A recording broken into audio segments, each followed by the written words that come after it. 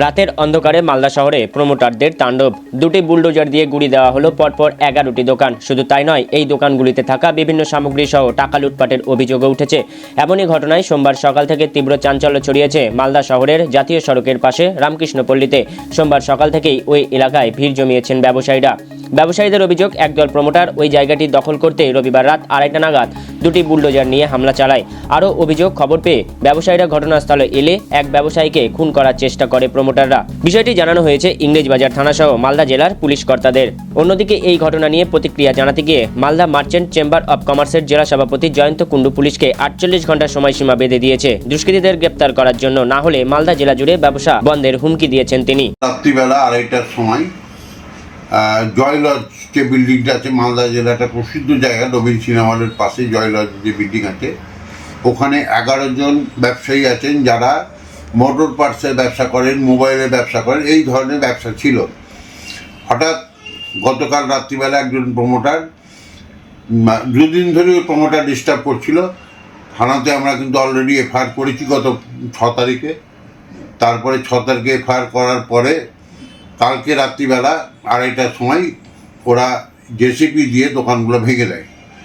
এবং এই ভেঙে দেওয়ার পরে যখন রাত্রি 2:30টায় আমাকে ফোন করে, আমি সঙ্গে সঙ্গে ইংরেজবাজার থানাকে ফোন করি। থানা থেকে পুলিশ যায়, পুলিশ গিয়ে কাজটাকে আটকায়। কিন্তু অলরেডি তখন পুলিশ যাওয়ার পরে কাজটা বন্ধ হয়।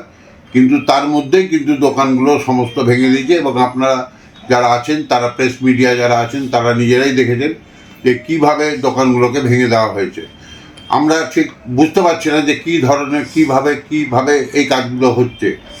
আমরা পশ্চিমবাংলার মাননীয় মুখ্যমন্ত্রী মমতা বন্দ্যোপাধ্যায় যেখানে পুনর্বাসনের ব্যবস্থা করছেন, বিশেষ করে যে সমস্ত রাস্তার উপরে যে ফুটপাতে যারা ব্যবসা করেন তাদেরকে যেমন পুনর্বাসনের ব্যবস্থা করছেন, আর ঠিক পাশাপাশি দেখতে পাচ্ছি কোনো প্রমোটার তার রাজনৈতিক উদ্দেশ্য নিয়েই বা রাজনৈতিক কারোর সাপোর্ট নেই, কিন্তু আজকে এই প্রমোটার কিন্তু এই জায়গাগুলো অন্যায় কাজগুলো করছে।